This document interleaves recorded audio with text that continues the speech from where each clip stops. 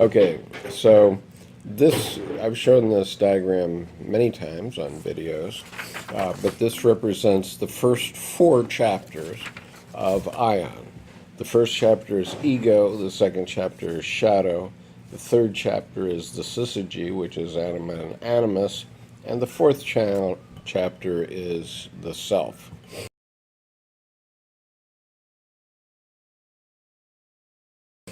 Diagram doesn't help me at all, but okay. Well, I mean, you'll just have to feel it, Bill. That's all I can tell you. No way to hook into that one. Well, I'm a thinker, and from a thinker's perspective, I get it because I have had these Well, I feelings. get it, but I don't think it's a good representation. Would you like to bring a representation next week as a You know, painting? I've done that before, and people just look at me cross-eyed. So Wait, you'll have to test it with another feeler in the group. I used to do that at work. I'd say, you know, that sucks, and then I would do them a better one. And if they didn't like me, no matter what I did, it wouldn't do any good. And if they Well, liked me, I'm they'd say, not "Oh, it's great," suggesting. and they'd go, No, I'm "Thank not you." asking you to do a thinking diagram. I'm No. saying do a painting. Oh, no. No. You couldn't do that. That's design. I have no desire to do design. I did design for 20 years. I quit. Okay, so I mean, but why are you here then? Because if no, wait a minute, no, really, That's Bill, what you find a- It's no, that moment. but no, but he, What the fuck? You're right. no, I mean, I'm here look, because of Jung. And Jung is. okay, so but Jung was a feeler. Do you agree with me that Jung was a feeler? I think he hit a lot of. He played around on the whole spectrum, all the spectrums. Right. I'm here because, one, I'm writing a book and I'm taking consciousness to another level, so I have to understand. He's such a good model, I want to understand him because I can go beyond that. Right. Okay, well, that would be very good, but in terms of our discussion about rationality versus experience, I agree that this diagram is all about rationality because it's Dr. Edward Edinger's rational description of, Edinger is a thinker, yes. and he was definitely a thinker who was trying to explain Dr. Jung to the rest of us, which is the same problem that Dr. Jung had, which was that you just can't explain it, you have to experience it, as you correctly say. And so if, Or you can, one way to experience it is to image it. And that's not a good image for me. okay, that's a design, okay, that's some sort of But design. you can design it so that the image would be engaging at an experiential level. If you already have a feeling for the elements that are there. But see, if you don't have a feeling for those elements already, or their relationships among one another, it doesn't matter. Well, you obviously do, though, don't you? No, absolutely. I mean, of each of these levels, of Yeah. ego, of shadow, Yeah. of Well, I sort of gave you an example where I gave you where I was talking about the sensation and the intuition axis, and up and down that axis is where emotion runs.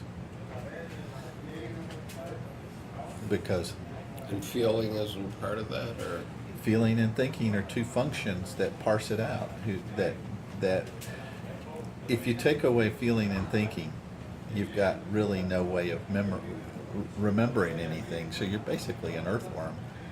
I see, So, okay. so if you've got feeling and thinking, see, these are just very basic building blocks, and they're crudely stated. But if you got feeling and thinking, then you begin to, you have ways of storing experiences and representing it so that you have memory that you can act on and act through and make decisions and Intuition and sensing. Sensing is getting all the facts, seeing everything that's physically on the table. And intuition is But see, talking about meaning of the what's on the table. Yeah, but that's sensation is before you even know what there's a table there. Okay. You haven't used thinking or feeling to articulate anything. Mm-hmm. It's like a baby. You don't know that there's a distinction between this and that. You start bumping into stuff, and then you begin to have articulated. But prior to that, you're just intuition and sensation. And intuition is basically those instincts that say, if it growls, run away, and sensation says it's growling. So, Okay, all right. Fair enough, okay. and so you these don't are- know it's a dog or if it's a bear or if it's just your other brother. Okay. So you don't, yeah. And then you begin to, once those two are going, you begin to separate out and become either more feeling or more, or balanced or something, or more thinking. Well, maybe we should talk more about thinking and experience then, as opposed to thinking and feeling. Maybe that's the shortcoming of this. Is that the shortcoming of the duality? Experience means, because experience could be any and all of those things combined. I like Jung's breakdown, thinking, feeling. Right, but in terms of understanding it for not only us, but everyone out here, when we're talking about thinking, we're talking about slicing and dicing whatever it is and trying to describe it, but it isn't the thing. It is something that's pointing at the thing. We can point at it with thinking, okay? But we can't, for example, we can't experience what Abraham experienced when he was on the mountain with Isaac and he was expected to sacrifice Isaac on the That story mountain. always horrified me, even when I was a kid. Well, it's a horrifying thought, but human sacrifice was a fundamental of human experience before was very that time. personal to read someone specific. It's one thing to know that, yes, the Mayans ripped hearts out, but you didn't know that Joe went up and ripped his son Adam's. You know what I mean? It's more personalized. Because Well, it's like that he something would even that. So be it's- willing to do it. Yeah. Yeah, to even go through that whole thought process, you can really empathize in a different way than you would just knowing Well, generically but- that sacrifice happened. Right, but if you read Joseph Campbell, okay, Joseph Campbell has a 4-volume series called The Masks of God. Pardon? Just read 4 volumes. Well, no. Everything. Well, but the important volumes are the first volume and the 4th volume. The first volume is about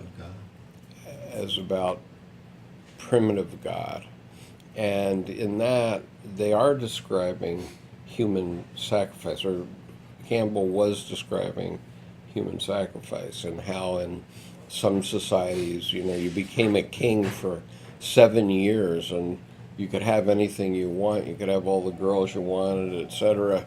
But at the end of the 7 years, it was going to be taken over by someone else, and the society was going to rip you to shreds. Literally. Yeah, literally. You were going to die, and in a big ceremony, and you were going to be part of it. You were accepting it. That was the deal. It was such a different world and culture then, and you were also sacrificing to something bigger than yourself. Absolutely, And absolutely. That was the whole point. And that's not done today? With our egos, heck no. Oh no, come on! I mean, we do sacrifice Sure we people did. all the time. I mean, and- I worked 20 years with that job I hated. The great political Right. ideologies, I mean- starting with the French Revolution. Yeah, we've got 58,000 men on the wall and on the Vietnam Wall. They were all All these. sacrificed to mere stupidity because we couldn't get our minds. I mean, our leaders couldn't get their minds around what to do, and so therefore they sacrificed 58,000 men before they figured out that this wasn't such a hot idea. Basically that's what happened. Oh, I know. Yeah. I know some of those 58,000. Me too. And yeah. So anyway, rationalism or experience, and the word I'm having trouble with is experience. So Okay, so thinking and experience are not like syzygies. They're not opposites or whatever you want to call them. they're not opposite. Not in my understanding of Jung. Now, if you want to, depends on, if we're going to stick with Well, Jungian nomenclature. I don't know whether we're going beyond it. I'm thinking maybe we could be going beyond it because the reason I'm saying this is because you keep emphasizing the significance of the experience. But that includes all of everything we were talking about. Experience is much bigger than thinking. It's sort of like a logical type error. It's like they're on different levels. Experience, and then below that is thinking, feeling, emotion. So Experience you're is- saying experience is a higher. Yes, logical type, right? It's still a logical type. It's still a thinking type. Yeah. Experience is still on the thinking side. I don't Yeah, see. Okay, since Bertrand Russell brought it up, and he was a thinker, yeah. I don't accept that because I don't think you can describe any experience. Okay, I'm just talking about categories. I'm not talking about. Well, something lived. I'm talking trying about a to philosopher. reach a point where we can understand what this distinction is and what we're missing because from an educational point of view, we've entirely written off the feeling side. Okay, we've written off art. You're talking we, meaning our culture. Our culture, right? And many other cultures also. Modern culture has written off the feeling side. And this includes religion. Religion has written it off because we've separated the average parishioner from God. Okay? Well, that was planned. It was planned by the religions. In other words, you're saying the churches planned to make money on this thing. So, geez, They we planned we to have that we have power and this. political clout. And I think it started out just power, money, and Well, okay. Dr. Jung talked about power and love being opposites, right? And so, is it that early Christians felt the love side, the emotional side, but then, a bunch of patriarchal men. guys. Yes. Is that right? Patriarchal men that seems started to to- slice and dice it and saying, "Hey, man, I can make some money. I can make a living this way." Well, I don't know if money was as big a deal then as power, some sort of power, whatever it was, Yeah, maybe it was power because obviously, which meant they could amass. yeah, even at the armies. time of Christ, he was facing the Pharisees, and he was Herod only allowed the execution because the Pharisees said, "Go do it," right? Because basically Christ was a heretic to the Jewish point of view. To all the points of view. He was new. Yeah, he was the bright, shiny new thing on the block. right. Okay, so I'm trying to get at this issue of what is it that we've cut off half of ourselves. It's like cutting off. It's like Van Gogh cutting off his ear or something. It's or cutting off your arms and your legs. If you don't have the feeling side, if you don't have the experiential side, I mean, obviously, Well, it's reflected in our culture. truly, yeah. And so, how do we get it back? That's the question. That's the question. That's a big question. Yeah. I don't know. Politics, I guess, which I don't really align with myself. So. I Right. don't think there's any way to get it back unless, and I think my my big thing is that unless there's some sort of revolution, and I think it'll be a technological revolution, until there's some sort of revolution that exceeds our ability to control it. And, you know, it's where you've got disruption, where you've got people who aren't really trying to control anything, they're just introducing something they believe in, and suddenly the whole world flips. What that enantiodromia or whatever it is, it's sort of like the bottom flipped to the top, and suddenly, Well, you mean like the smartphone revolution? yeah, something like that, or electricity, or automobiles, or I don't know. But anyway, it's like until something like that happens, and then it frees things up. Because right now, everything is by cutting every half of you off. You've got a bunch of kids going through school. They're learning how to be problem solvers, but none of them are creative. Right. Right. So they're not. Well, it's soul deadening. I mean, parallel, I can recommend a book called Pure Land, and it actually was very emotional. I've never used the word that I could be triggered, but I was actually triggered reading it.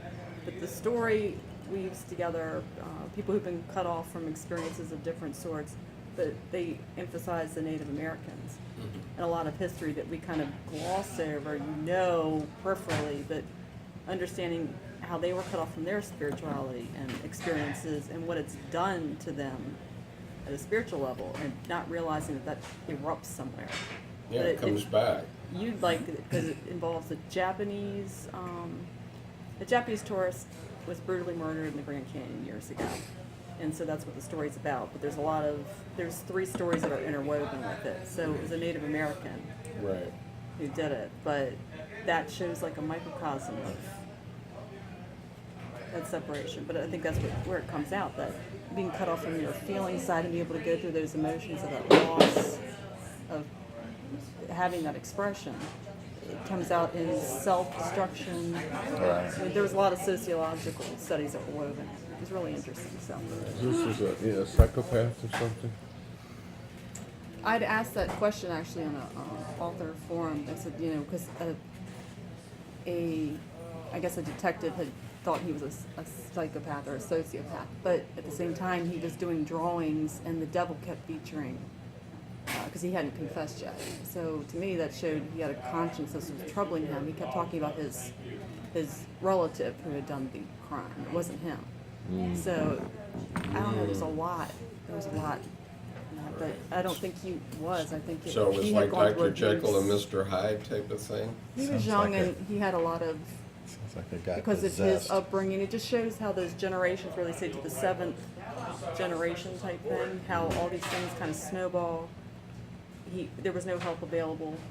I learned a lot about this tribe in the Grand Canyon. They don't have even a fire department. Horrible poverty, and we're looking at it from, we hike past it to the nice falls, and that's what you always see the pictures of, not understanding. You were just in Arizona. What's happening within that? In Arizona, yeah. It was a pretty nice reservation that I saw there. Was it? Each had their own house and everything. Okay, It's better than my house. Was it?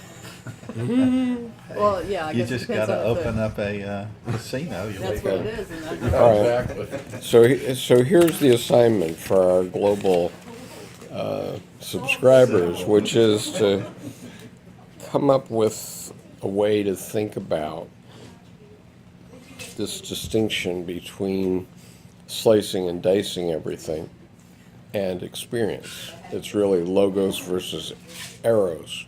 But if we can't describe it, and we can't describe the arm that we've cut off and the ear that we've cut off, then we can't fix it. And yet, as a society, I think a lot of people feel a sense of loss about something we don't really know what. And, all of my education has been about slicing and dicing, right? I went to law school, I went to business school. I learned a language, but it wasn't really, it was sort of learning a language organically, but it wasn't learning a language like a baby learns a language. It was learning a language out of a book with a vocabulary test every day, that sort of type of learning a Not language. intuitively learning, but Yeah, I mean, to a degree, in the sense that the teacher only spoke the language to us. So in that sense, it was a combination between the two. But there's a difference between the way Defense Language Institute does it and the way Pimsleur does it. Okay, because Defense Language Institute has the teacher speak to you in the language, but you also have a book with a vocabulary test, right? But Pimsleur just has you listen and repeat, which is basically what a baby does. And Have you seen that Babel thing? Have you tried that? Babel, no, I haven't tried Babel. It's a big, they're really pushing it now. Right. At least they're pushing it at me. Yeah. You learn a language quickly. Well, I mean, the Pimsleur approach really works, and I'm assuming that Rosetta Stone. I mean, I remember I tried Rosetta Stone one time, and I took one lesson, and basically I sat down on an airplane, and I was waiting for the airplane to go, so I'm playing with my computer, and I took the first lesson in Arabic, and that was quite good also, but Pimsleur is a very good way, but. Rosetta Stone is, and probably Babel is, because there's been a lot of research on that. But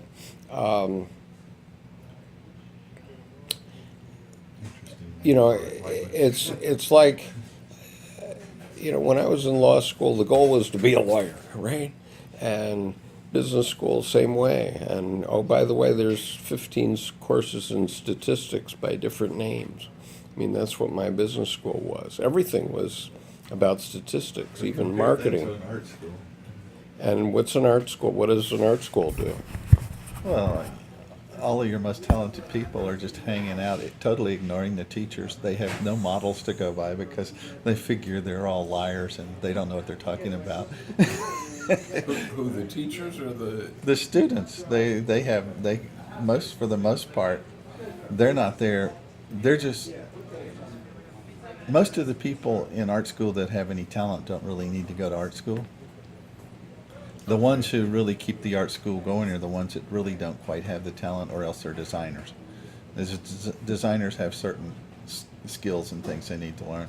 Artists will go just to mingle with, to find out if there's a conversation that they can join in with, but they're not there to have anybody really teach them.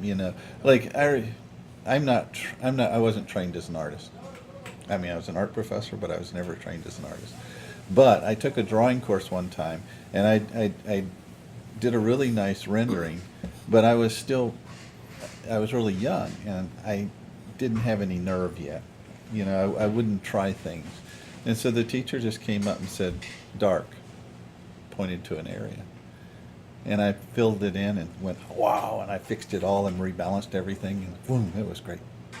So that, the art students there maybe for that, but they're not there like where you're going, rah, we're going to be artists. We're going to be troopers. We're going to be, we're all going to be individual when you're in an art school, because the whole point of being an artist is you distinctly, you're not part of a cadre. We've had this discussion about the local artist who tried to teach me, and how she wanted me. No, you have to do it this way. Was she an artist? No, I mean, she does very nice renderings, like a camera.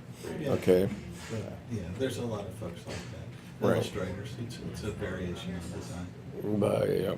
Okay, but we still don't think we've What dropped do it. you want to understand? Well, no, look. You're talking about Skip, though, with me, hit me very hard. After 2 years of engineering school, I couldn't stand it anymore. Right. It was that hyper-rational, no creative exploration of anything. It was just solve problem after problem after problem, and I said, I got to get out of here. And I went to a liberal arts liberal arts university. Yeah, And then I well- loved it because I got to take Shakespeare, I got to take journalism, I got to take Well, whatever I wanted. that's why I'm a great advocate for the liberal arts, because in the end, you have to teach yourself. I mean, what I learned about 30 years ago is that, the computer industry and the social networking industry is like evolving every month. I mean, it's like a whole new generation every month, and it has been for the last 30 years. And so, if you haven't learned how to learn, then you have no hope. That's what school should be about. It's learning how to learn, right? And so that's what law school is about. Where And the biggest thing about learning how to learn is being able to make mistakes.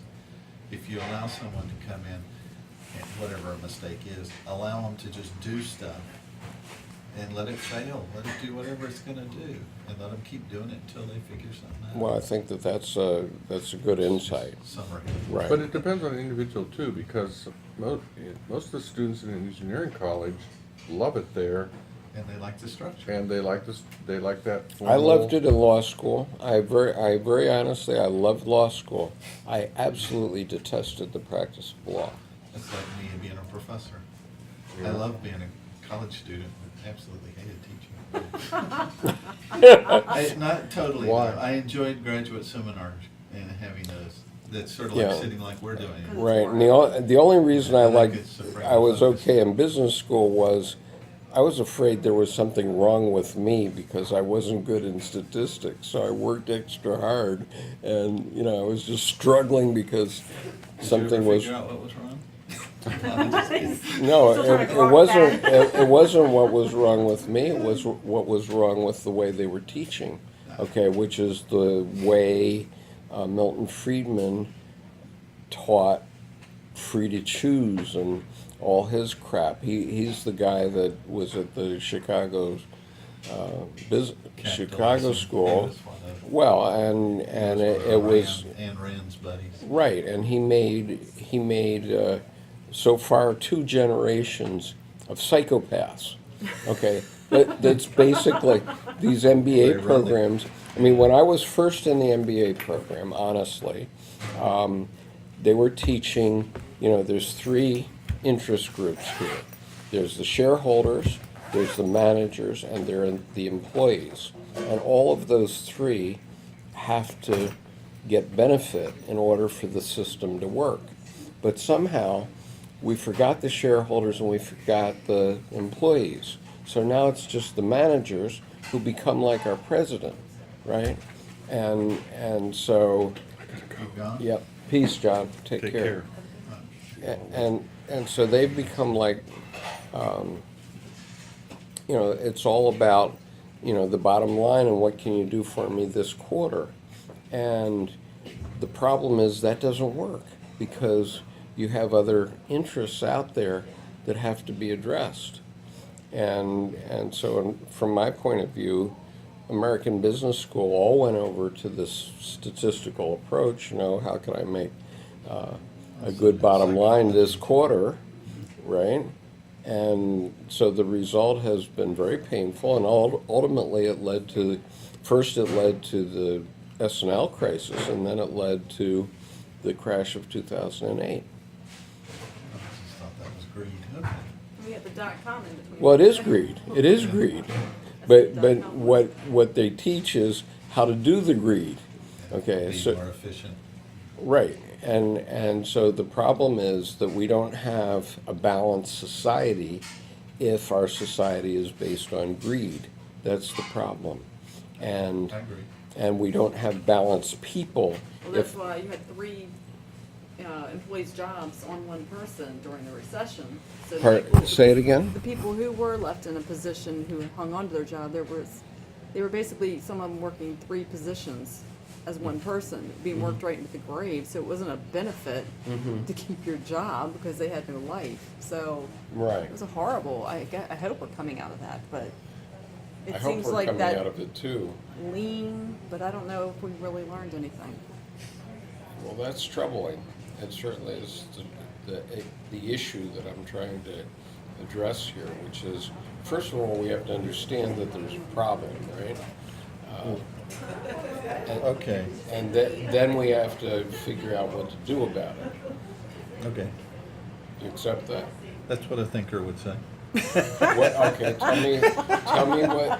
tell me what you would say, Bill, please. You don't care. Well, in a way, that's true. The other side of it is, He's a nihilist. the other side of it is, at this point, it's still an individual effort. I think the thinker wants to pull everybody together and come up with solutions, and the feeler says, hey, everybody's got to take it on themselves and do it. And so you got to find somewhere in between. But not everybody's going to care about the big picture. They just want to get their picture out there.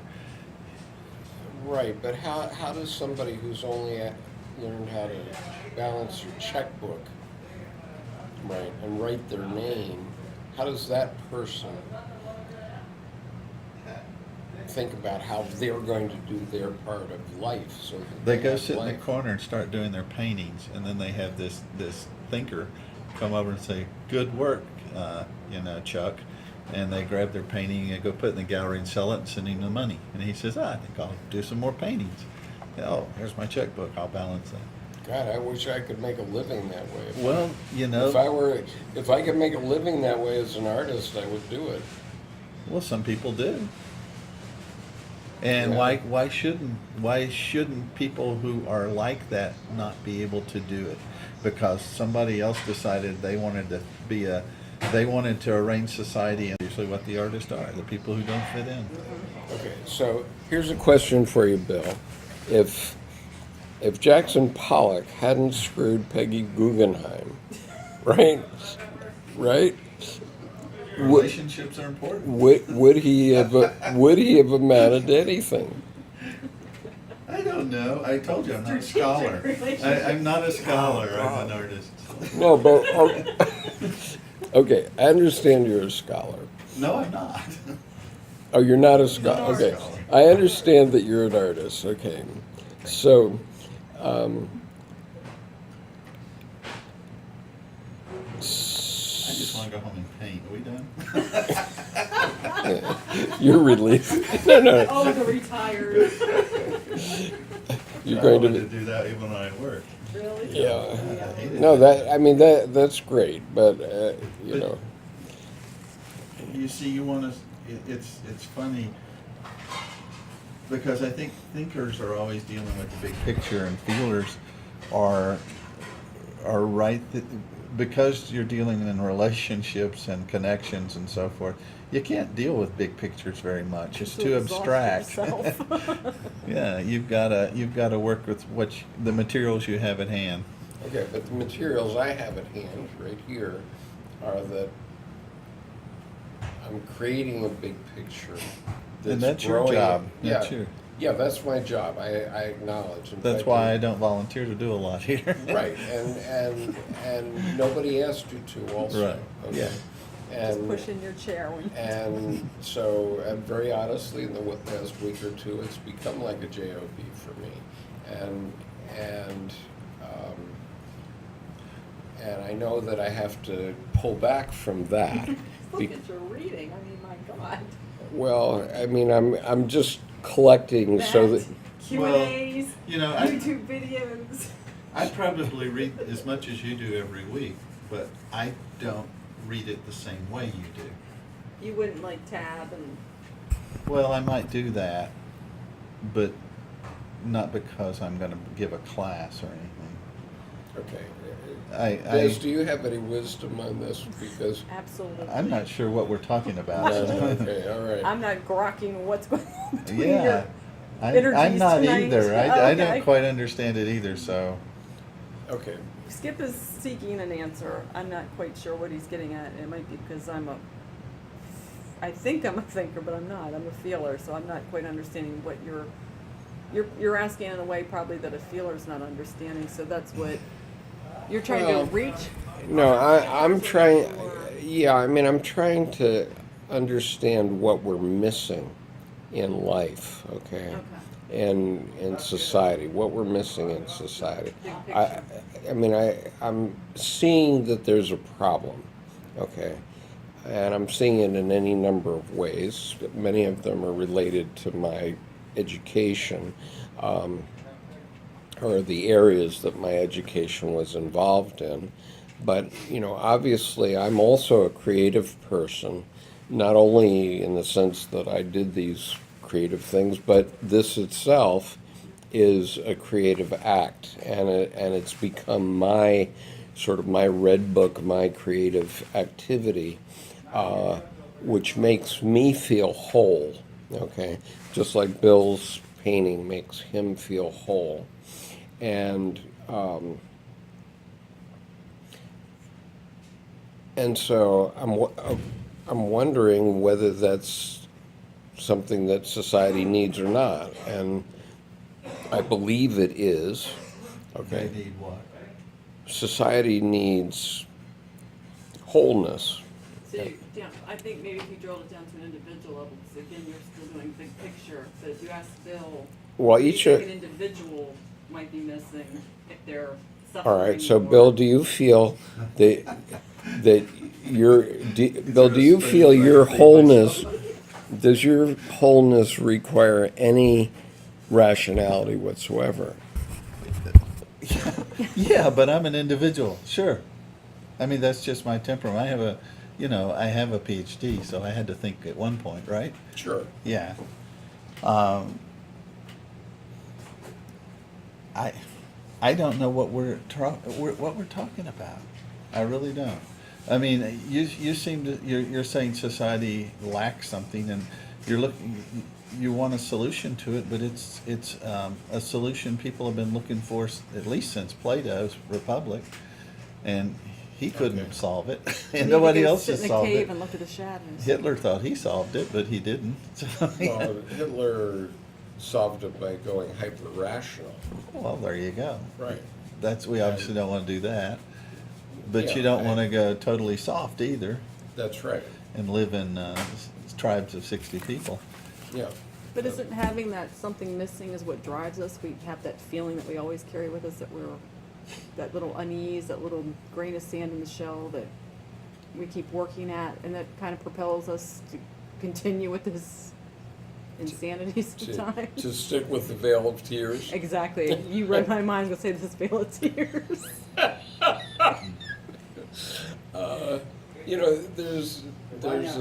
There's a je ne sais quoi in what you said. Yes, I think there's an essence there. I don't know. We're going to have to quit for tonight, but let's give it some. But it's such a big thought. What you seem to be asking is, how do we fix society?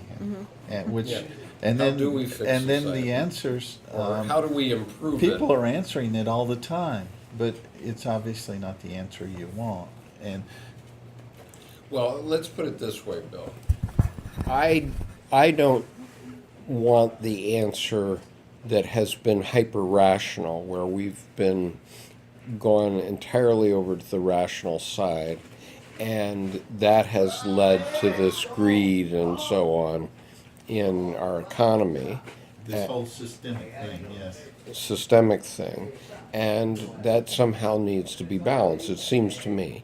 Are And we going to pretend we can do something about it? no, I'm not pretending we just can do. want to know. I want to air the issue, because somewhere out here there's a soil out there in the world where a seed is being planted of someone who will do something about it.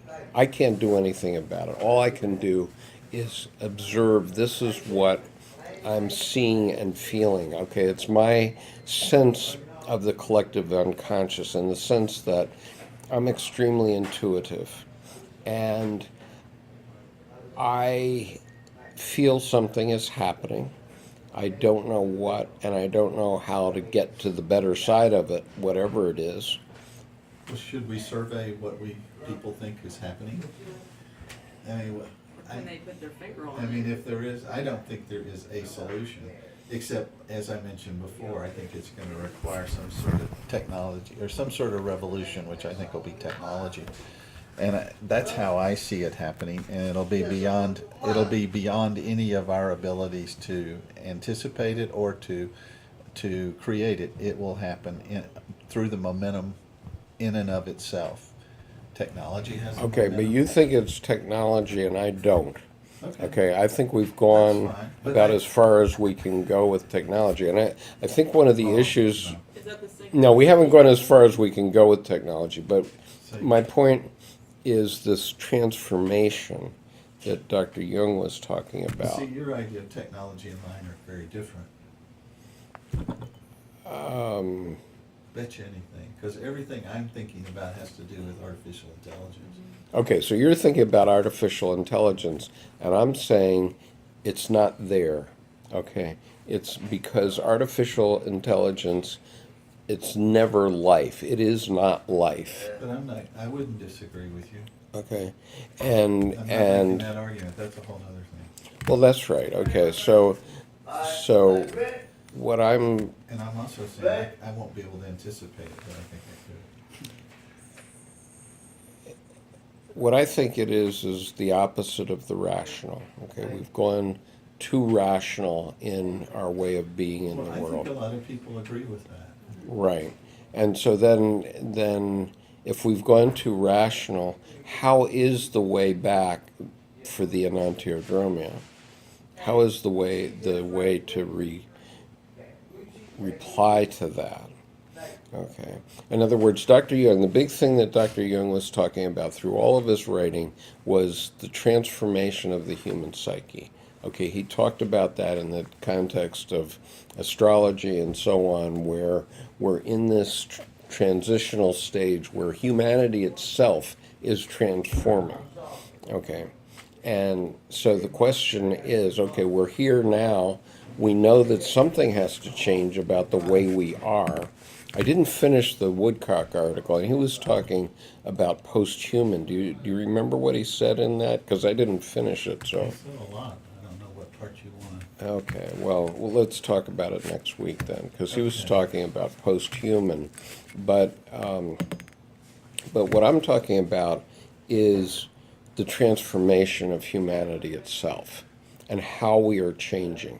Okay, But because that's why I think there has to be a disruptor, some sort of Oh, disruption. definitely. I mean, that- Because you've got people in power, just like when Christianity started, you got the people in power. They are the ones who determine what the canon was, right? right. And that's what they're still doing. The people in power are deciding, so if it's to their advantage to be a rational, overly rational world, then they're gonna impose that on everyone until something comes Well, until along and somebody- pulls the rug out from under them. Right, until somebody says that's the Holy Roman Empire, or that's the Roman Empire, and we're going to displace it, right? Yep. I Thank you, think the Des. answer might partially be in it's a small survey, but what's drawing people to the channel? Saying the individuation seems to be popular, so there's something, the answer's Extremely. within that. Yeah, right. You know, I don't People- think that there's an answer, I think that's the whole point, it's gonna be individuals. I think younger people want to know what they're supposed to become. And so they hear a term like individuation, they say, okay, what am I supposed to do to achieve that individuation? And first you have to understand what the hell he was talking about, obviously. But anyway, next week we will continue.